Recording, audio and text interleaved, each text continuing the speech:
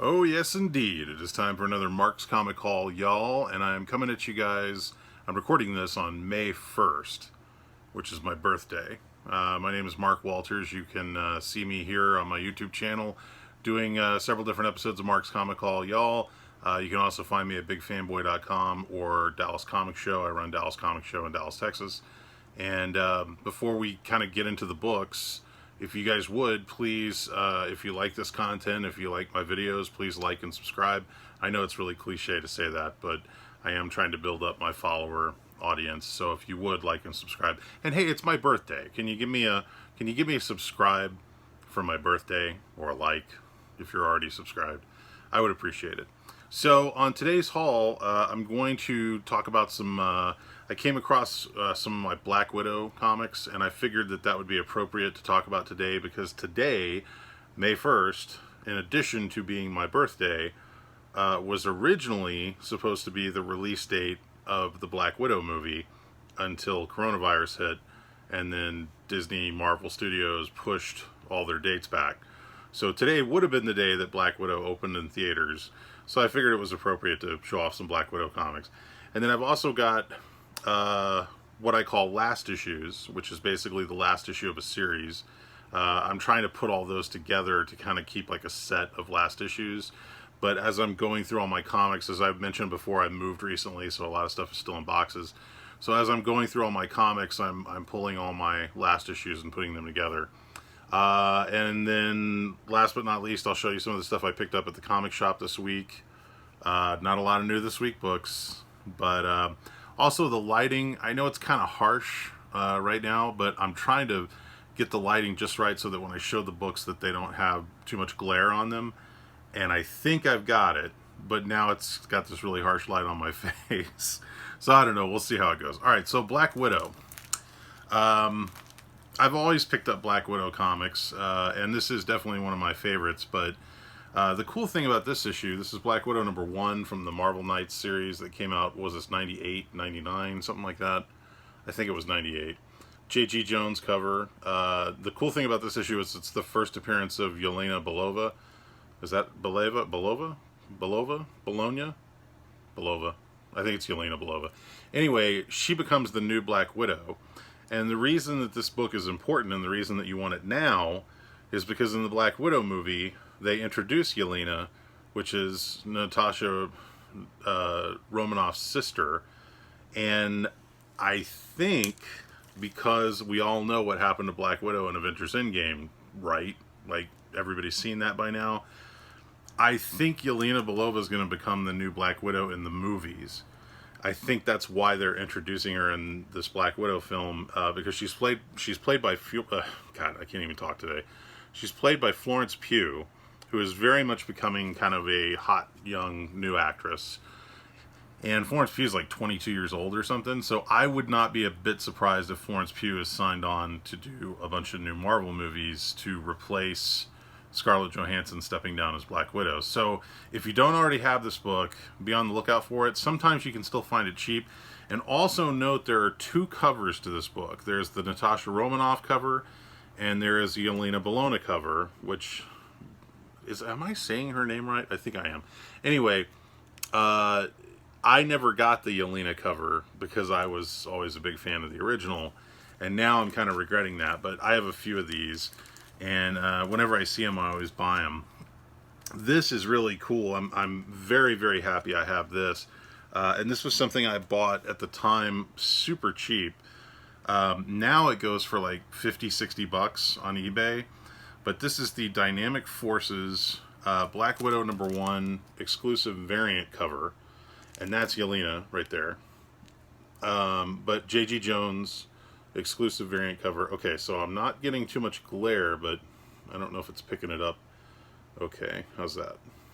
So yeah, and as you can see, it comes with a certificate from Dynamic Forces. This is number 2001. It's the only copy I have, but I'm happy I have it because I figure that cover is going to probably just shoot up in value once the movie comes out. This is Black Widow number 2. Sorry I'm talking so long, guys.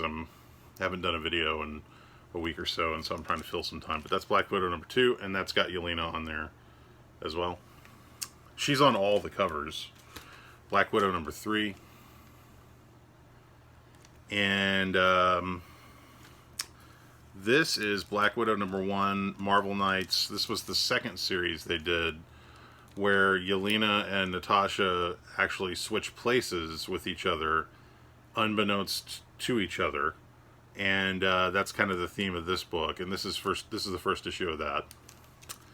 And I have a couple of those too, which I guess that's a good book to have. It's not as good as the other number 1, but it's a good book to have. This is just from, I think it's Black Widow series 3 maybe, or 4, I don't even remember. But it's the Anderson Cooper cover, Phil Noto. I have a few of these, because I figure anytime you have like a famous person appear in a comic, it's worth picking up a few copies. And then this is Black Widow number 1, the most recent Black Widow number 1. Now, I know, and this got the Stan Lee tribute at the top of it, I know I've got more Black Widow comics, but those are all the ones I could find while I was putting together this little presentation here. So I just wanted to show those off. So the Black Widow number 1 from 98, I think it's 1998, the one that introduces Yelena, that's the one that you want to get right now while it's not super expensive.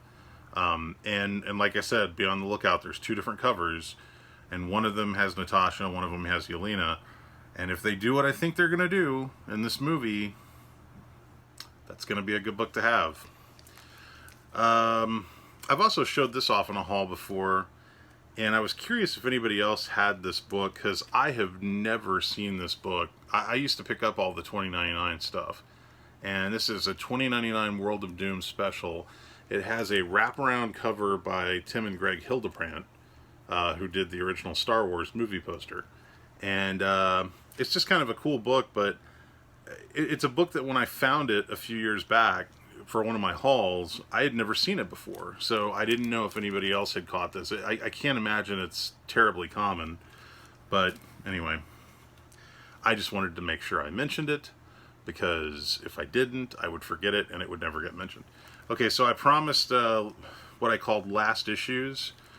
So I always look for, when I'm doing hauls or when I'm doing hunts for comics, I always look for last issues of a title, because typically, especially when it's older titles, a last issue of a title, if they were going to end the title, that means that the company didn't have a lot of faith to keep it going, so they wrapped it up, did a last issue. It also meant typically that the sales were not that good on the book. So that stands to reason that most last issues on a comic book are very low print run, typically. So if you see the last issue of a comic book, you should probably try to get it if you can. For example, this is the final issue of Power Pack. Now, Power Pack is a comic book that typically you can find in like quarter boxes, 50-cent boxes, stuff like that. They don't really go for much. They're not really worth much.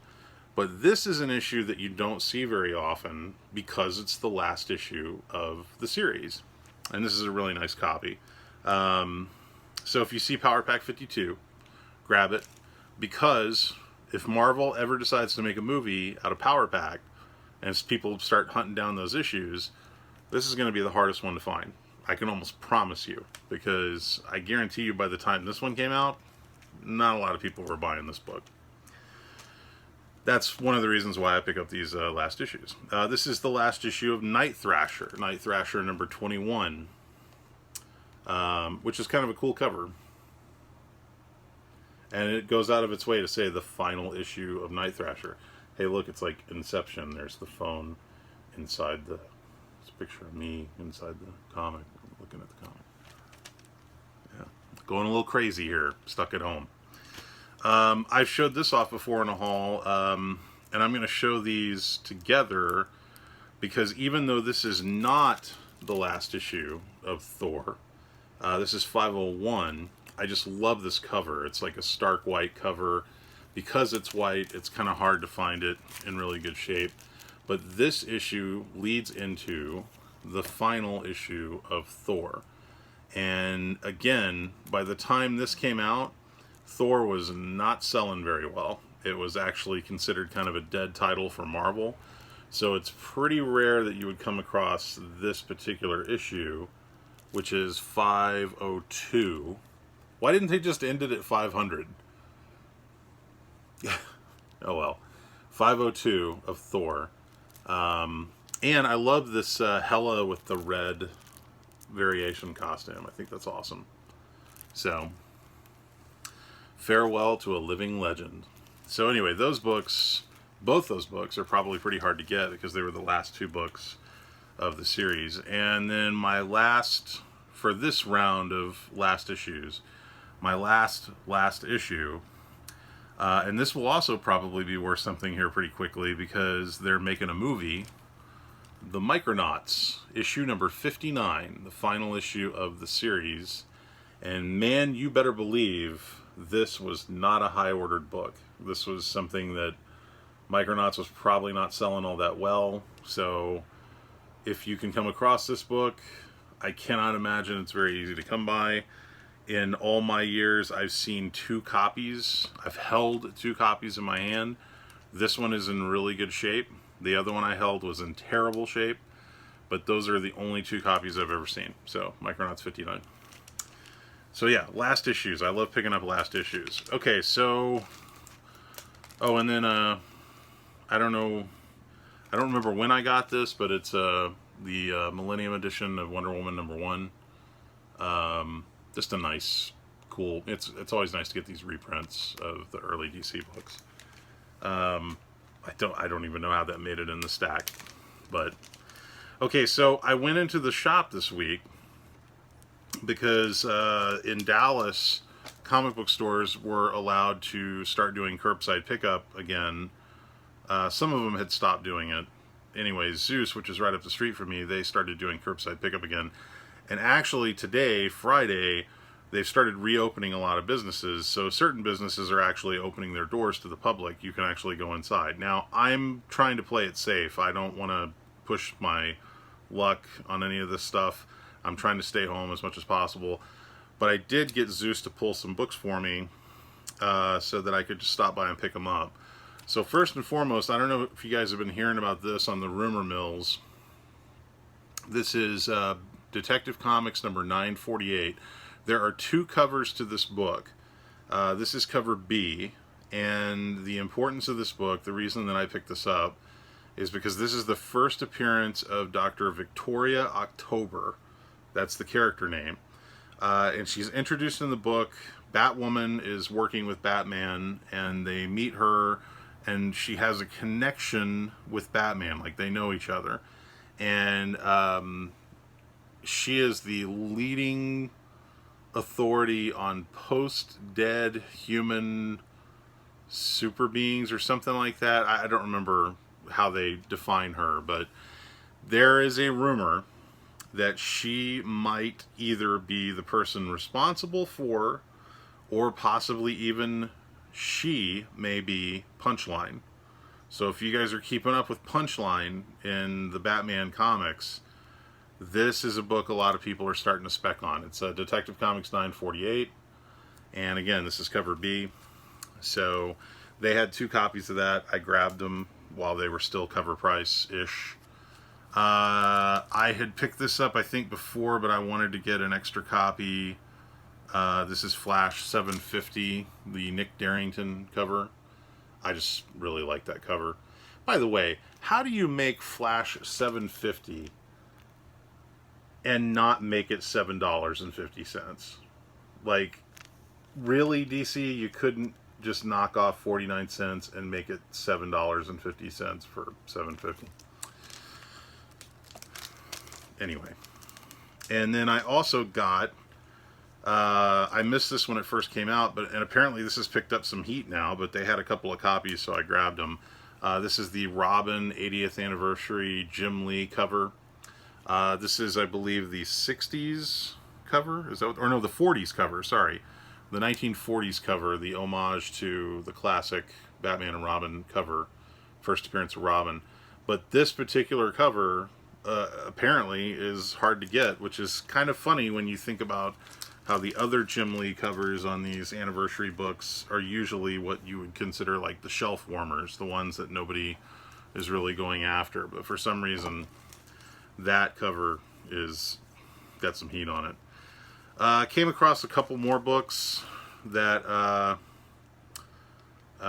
when I was going through some stuff, I just came across a few books that I was glad to see I had in the collection, and I kind of forgot that I had, like this What If Spider-Girl, What If Spider-Man, you know, first appearance of Spider-Girl, and that seems to be a good nice book to have. This is probably like a 9.0. It's not in perfect shape, but I'm still glad I have it. And then, man, I just love this. And for the longest time, I forgot I had this, and then I rediscovered them, and so I'm very happy that I do. But that's Spawn 227, which I think is the first time McFarlane ever did an homage to the Amazing Spidey 300 cover. He has since done it several times, but this was the first one, and so I was glad to have that. Forgot I had this, John Wick #1 photo cover with Keanu Reeves. I'm thinking I'm back. Thor #1, first Jane Foster as Thor. I almost said Jane Watson. Why would I say that? Jane Foster as Thor. That's a good book to have right about now, especially with Thor Love and Thunder coming out. This is another good book to have if you don't already have this. I just have a feeling this book is just going to go up and up and up in value. Amazing Spider-Man #4 from the original Sin storyline, first appearance of Silk. And this is a cover A. There is a cover B, or a variant cover, which I don't have, and that seems to be one a lot of people are looking for. And then finally, last but not least, just a really cool book if you don't already have it, Punisher Kills the Marvel Universe. Deluxe format book. So that's it for the like the main comics. Not a lot of crazy stuff there, but some fun stuff. But I did want to also show you guys, since it's my birthday, I'll show you something fun. A little bit of trivia for those of you that know me or maybe are familiar with my channel. So I actually appear in not one, but 2 Marvel comic books. Yes, me, I appear. I am on the cover of one, which I'm not going to tell you. And if you know it, post a comment and let me know if you know it, because I'm interested in how many people have seen it. But I'm also inside the interior of Dead of Night #2. This was a mini-series from Marvel Max that they put out.